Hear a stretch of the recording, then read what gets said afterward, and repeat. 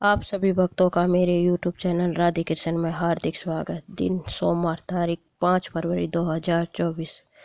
षष्ठी एकादशी कब है? पंचांग के अनुसार माघ मास के कृष्ण पक्ष की एकादशी तिथि 5 फरवरी 2024 को शाम 5:24 से शुरू होकर 6 फरवरी 2024 को शाम 4:07 पर समाप्त हो जाएगी।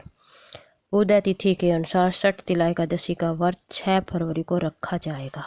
पूजा का शुभ मुहूर्त 6 फरवरी को भगवान विष्णु की पूजा का शुभ मुहूर्त सुबह 9:51 से दोपहर 1:57 तक है। षठ एकादशी व्रत पारण समय षठ एकादशी व्रत के पारण का समय 7 फरवरी 2024 को सुबह 7:06 तथा सुबह 9:18 तक है।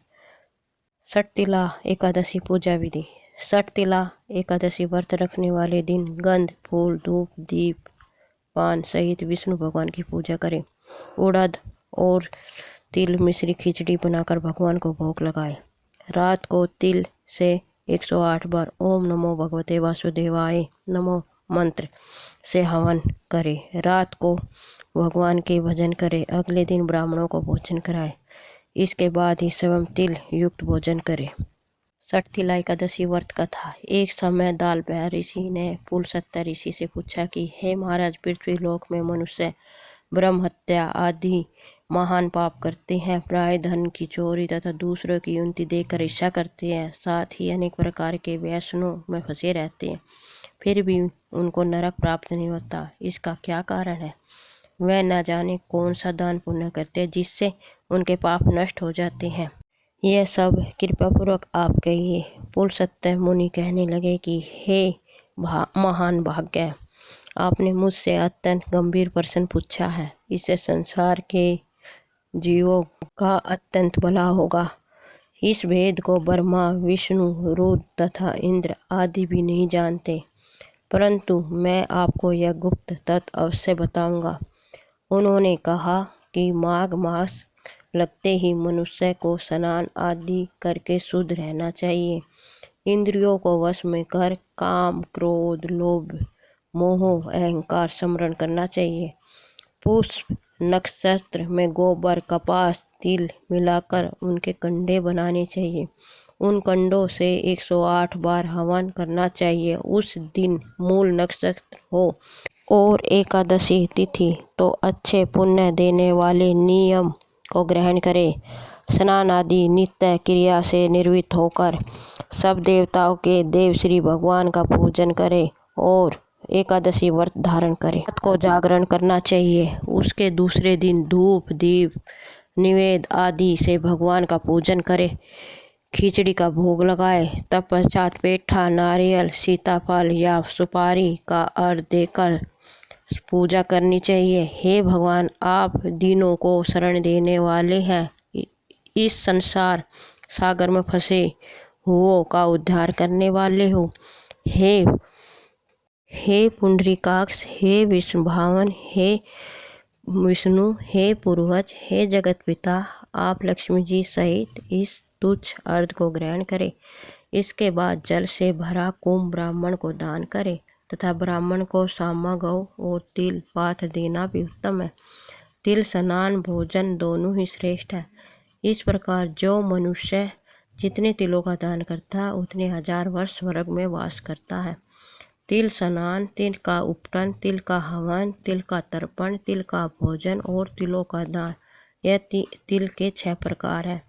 इनके प्रयोग करने से षठ एकादशी कहलाती है। इस व्रत के करने से अनेक प्रकार के पाप नष्ट हो जाते हैं। इतना कहकर पुलस्त्य ऋषि कहने लगे कि अब मैं तुमसे इस एकादशी की कथा कहता हूँ। एक समय नारद जी ने भगवान श्री विष्णु से यही प्रश्न किया था और भगवान ने जो षठ एकादशी का महत्व नारद जी से कहा था सो मैं तुमसे कहता हूँ। भगवान ने नारद जी से कहा कि हे नारद, मैं तुमसे सत्य घटना कहता हूँ, ध्यानपूर्वक सुनो। प्राचीन काल में मृत्युलोक में एक ब्राह्मणी रहती थी। वह सदैव व्रत किया करती थी। एक समय वह 1 मास तक व्रत करती रही। इससे उसका शरीर अत्यंत दुर्बल हो गया। तथापि वह अत्यंत बुद्धिमान थी। उसने कभी देवताओं या ब्राह्मणों के नियमित अन्न या धन का दान नहीं किया। इससे मैंने सोचा कि ब्राह्मणी ने व्रत आदि से अपना शरीर तो शुद्ध कर लिया है, अब इसे विष्णु लोक तो मिल ही जाएगा, परंतु इससे कभी अन्न का दान नहीं किया, इससे इसकी तृप्ति होना कठिन है। भगवान ने आगे कहा, ऐसा सोचकर मैं भिखारी के भेष में मृत्युलोक में उस ब्राह्मणी के पास गया और उससे भिक्षा मांगी। वह ब्राह्मणी बोली, महाराज किस लिए आए हो? मैंने कहा, मुझे भिक्षा चाहिए। इस पर उसने एक मिट्टी का ढेला मेरे भिक्षा पात्र में डाल दिया। मैं उसे लेकर स्वर्ग लौट आया। कुछ समय बाद ब्राह्मणी भी शरीर त्याग कर स्वर्ग में आ गई। उस ब्राह्मणी को मिट्टी का दान करने से स्वर्ग में सुंदर महल मिला, परंतु उसने अपने घर को अन्न आदि सब सामग्रियों से शून्य पाया। घबरा कर वह मेरे पास आई और कहने लगी, हे भगवान, मैंने आपके अनेक व्रत आदि से आपकी पूजा की, परंतु फिर भी मेरा घर अन्न आदि सब वस्तुओं से शून्य है। इसका क्या कारण है? इस पर मैंने कहा, पहले तुम अपने घर जाओ, देव स्त्री आएंगे तुम्हें देखने के लिए। पहले उनसे सठ तिलाई का पुण्य और विधि सुन लो, तब द्वार खोलना। मेरे ऐसे वचन सुनकर वह अपने घर गई। जब देव स्त्री आई और द्वार खोलने को कहा तो ब्राह्मणी बोली, आप मुझे देखने आई है तो सठ तिलाई एकादशी का महत्व मुझसे कहो। उनमें से एक देव स्त्री कहने लगी कि मैं कहती हूँ। जब ब्राह्मणी ने सठ तिलाई एकादशी का महत्व सुना तब द्वार खोल दिया। देवगणराव ने उनको देखा। वह गांधर्वी और न ही असुरी, वरन पहले जैसी मानुषी है। उस ब्राह्मणी ने उनके कथानुसार सठ तिलाई एकादशी का व्रत किया। इसके प्रभाव से वह सुंदर और रूपवती हो गई तथा उसका घर अनादि समस्त सामग्रियों से युक्त हो गया। अतः मनुष्य को मूर्खता त्याग कर सठ तिलाई एकादशी का व्रत और लोभ न करके तिल आदि का दान करना चाहिए। इससे दुर्भाग्य, दरिद्रता तथा अनेक प्रकार के कष्ट दूर हो कर मोक्ष की प्राप्ति होते। बोलो विष्णु भगवान की जय। सठ तिला एकादशी पर जानिए तिल के बेहद आसान और चमत्कारी उपाय। माघ मास में कृष्ण पक्ष की एकादशी तिथि को सठ तिला एकादशी मनाई जाती है। धार्मिक मान्यता है कि इस दिन भगवान विष्णु का पूजन और व्रत करने से धन लाभ होता है। इस दिन पूजा में तिलों का प्रयोग करने से ज्ञान और धन की प्राप्ति होती है। तिल में धन की देवी महालक्ष्मी का वास माना गया है। इस दिन भगवान कृष्ण को फल, फूल, गुड़ और तिल की मिठाई चढ़ाकर पूजा की जाती है। पद्म पुराण के अनुसार इस दिन उपवास करके तिलों से स्नान, दान, तर्पण और पूजा की जाती है। हर साल में 24 एकादशी के व्रत आते हैं। माघ मास में सठ तिला एकादशी का व्रत 6 फरवरी 2024 को मंगलवार के दिन किया जाएगा। सठ तिला एकादशी के दिन भगवान विष्णु की वैकुंठ रूप में पूजा अर्चना की जाती है। सठ तिला एकादशी पर तिल का विशेष महत्व बताया गया। इस दिन तिलों का प्रयोग बेहद फलदायी माना गया है। इस दिन ओम नमो भगवते वासुदेवाय मंत्र का यथाशक्ति जाप करना चाहिए। सठ तिला एकादशी के दिन 6 प्रकार से तिलों का उपयोग किया जाता है। सठ तिला एकादशी पर तिल का महत्व। सठ तिला एकादशी के दिन तिल का 6 प्रकार स्नान, उपटन, आहुति, तर्पण, दान और सेवन से सभी पापों का नाश होता है।